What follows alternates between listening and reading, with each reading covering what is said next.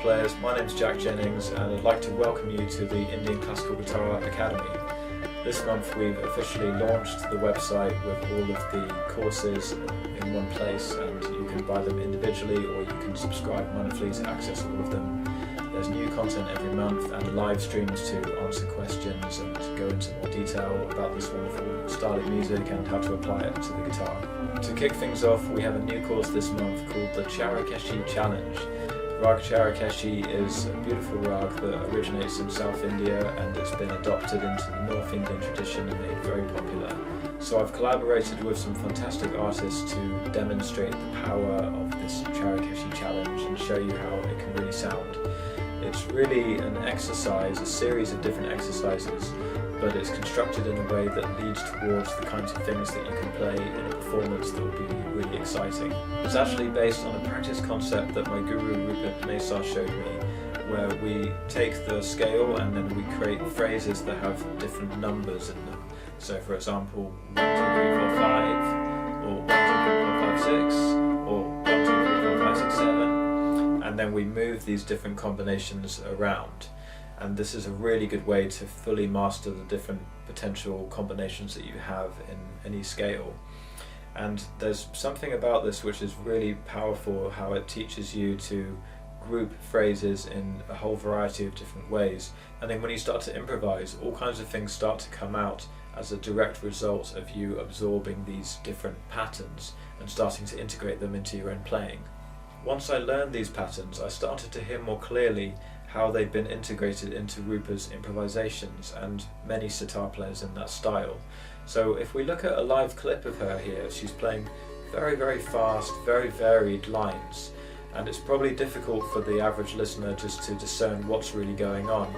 But when I listen to it, I can hear that there's particular units of phrases that are actually being linked together, and it's all happening very quickly and they're being mixed up. But there's these different units and I can see how that's actually giving her the facility and the freedom to move around in such an organic, free-flowing way. So this is a good example of what can happen when these patterns are fully mastered and then reinterpreted into a free-flowing, passionate, improvised stream of consciousness, if you like. Let's take a listen.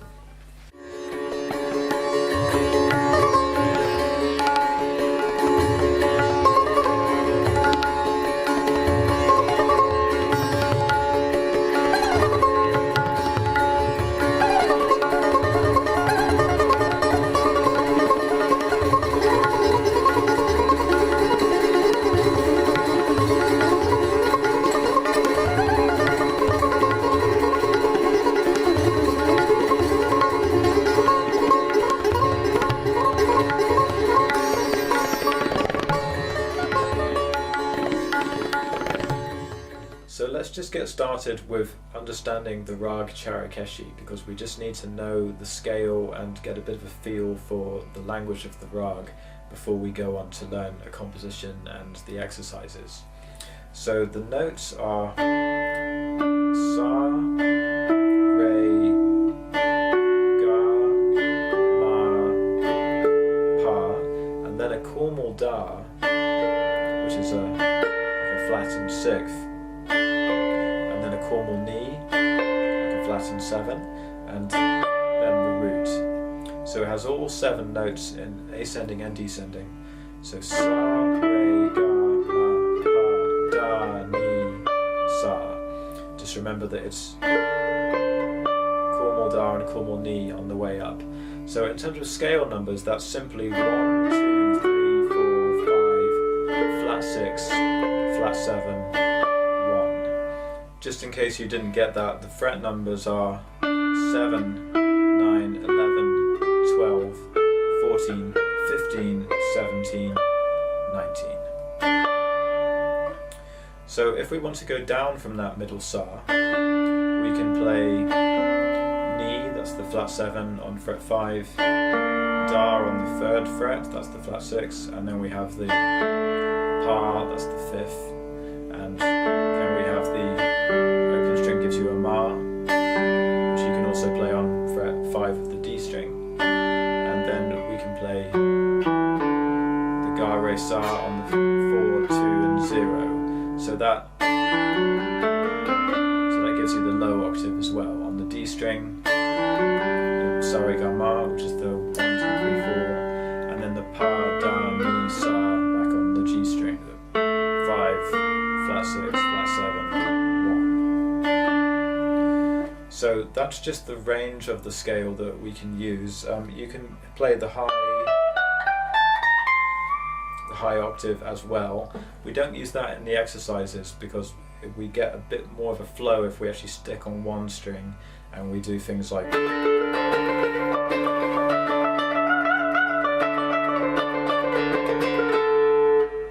so when we get to the top we tend to just stay on that single string so we can get a complete unbroken kind of picking motion, and we can also use the open strings in combination all the way through, so we keep that sort of texture and just the body of sound that makes it sound a bit more like a sitar rather than just a regular guitar.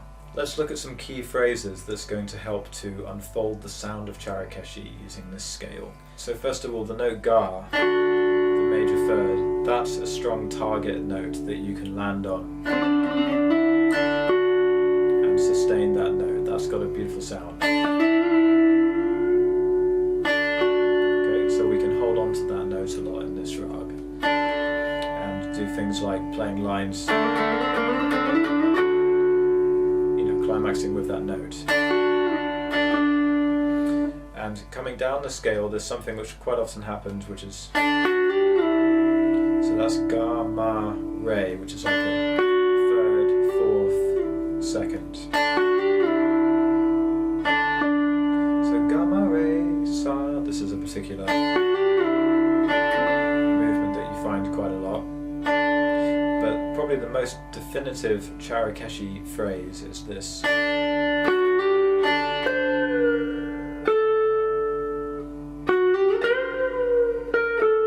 Okay, different variations of that.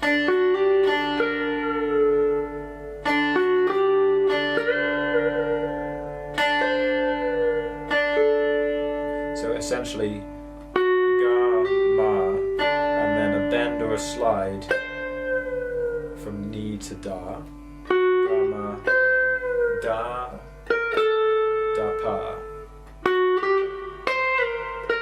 Okay, there was the same thing with a slide. Ga, ma, da, da, pa. So the ni is just a transition note. So you could say ga, ma, ni, da, pa, ga, ma, ni, da, pa, but you generally think of it as ga, ma, da. So da has that inflection of going down to the da, and coming back to pa. And you can do a lot of different combinations.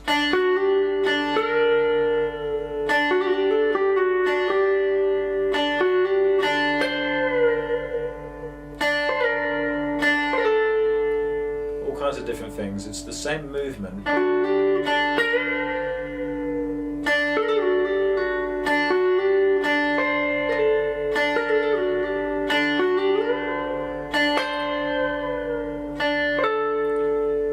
Different inflections, different embellishments, but I'm essentially playing the same overall movement, the same gesture. So that's really important for Charukeshi. That's something that's very significant. There's a tendency to kind of move up the scale and then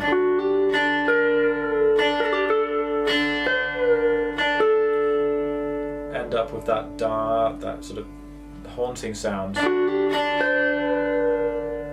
But then you don't tend to advance straight onto ni and give that note much sustain. You want to come back to pa and then kind of keep working your way almost back down from there.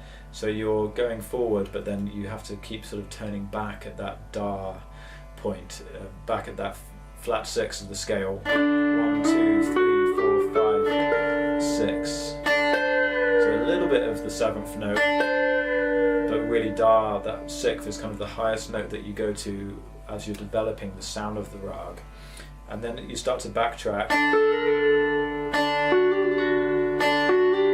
There's where the ga, ma, re is really nice. Sa. And then down here we can play a nice descend from ni to da. So that's reminiscent of what we had here. Okay.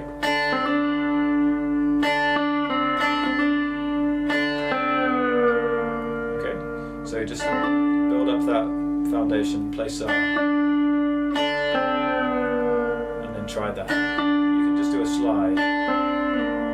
Okay, slide sounds fine.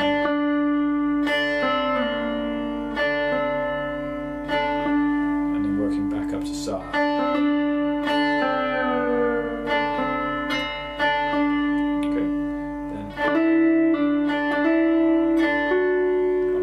Again. And then that Gamma Da Da Pa.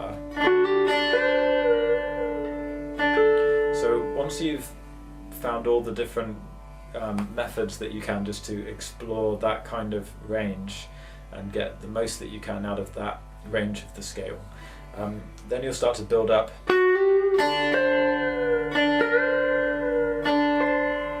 to knee. Now we're building up the tension, now we're starting to get the expectation that the high Sa is going to arrive, but I want to delay that a bit. And maybe just backtrack a bit to keep denying that relief.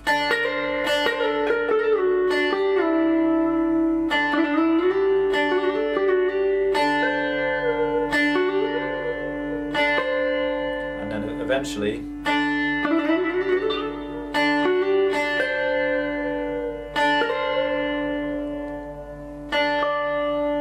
that high Sa.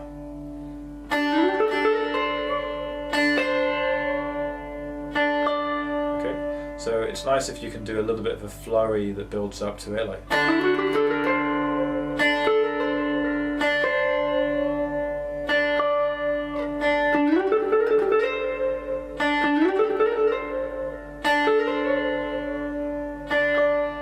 But you can also do something a bit more rudimentary, like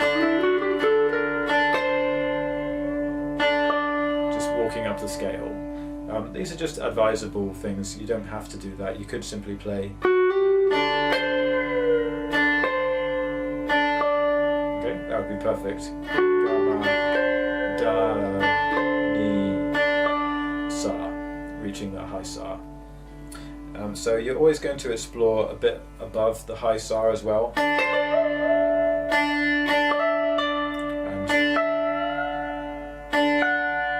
High Ga, the high major third, it's always going to be a nice note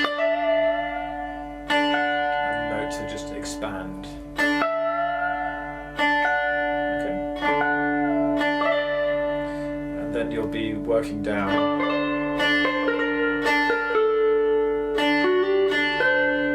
Still bringing in that Gamma Da Da Pa.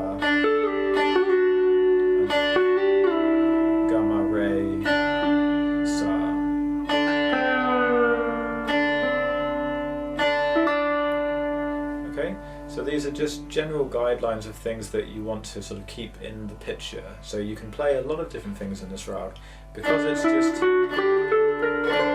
essentially it's Sa Re Ga Ma Pa Da Ni Sa all the way up and down. There aren't any real combinations that you have to avoid or that you can't specifically play, but the combinations that I've showed you here are just a few that really make the rag really come to life and really give you that full Charukeshi character. So that should help just to guide you in the elab, and you can start to just play things that come naturally, but then you want to sort of keep coming back to these key phrases and just do things that are kind of inspired by those or that are little variations on those, just so you keep that atmosphere and the language of the rag is intact. So I hope you guys have found that useful and interesting. The rest of the course really puts you through your paces, learning all of these different patterns and moving them around the rag. So it's a real workout, and it's going to really transform your playing, and your technique will improve immensely through the discipline of doing it. So go and check out the course if you'd like to explore that further, and I'll look forward to seeing you on another video. If you want to start one of these courses, you can buy them individually or you can subscribe monthly to access all of them. For subscribers, there will be new content every month, including live streams where we can answer your personal questions and go into more detail about applying this material. So far we've covered Raag Yaman, Raag Bageshri, Jog, Hamsadwani, Kafi and Raag Malkons, and there's much more to come. This body of work is a culmination of the 18 years experience I have as a guitar teacher, combined with the knowledge acquired through studying the sitar directly and then adapting that material using the guitar techniques that suit this style best. To create these courses and gather the most authentic material possible, I work closely with other Indian classical musicians such as Manish Pingle and Gurudeng Riot. I'd like to give a special thanks to my guru Roopa Panesar, who has guided me in the creation of these courses. Much of the material has been adapted directly from my training with her.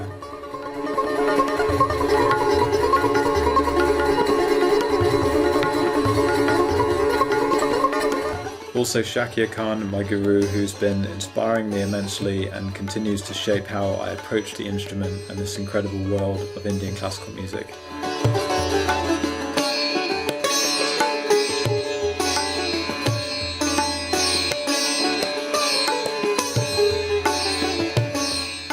So come and join us at the Indian Classical Guitar Academy to start this journey. The first 50 subscribers will get a reduced price every month for the whole duration of their membership. So come and be one of the first guitar players to realise what it means to be an Indian classical musician. I'm pleased to say that 5% of the profit taken from these online courses will go directly to a charity in India to help relieve the COVID pandemic that's happening there. So it's good to know that we can do at least something to help. Thanks very much for watching, and I hope to see you on one of these courses.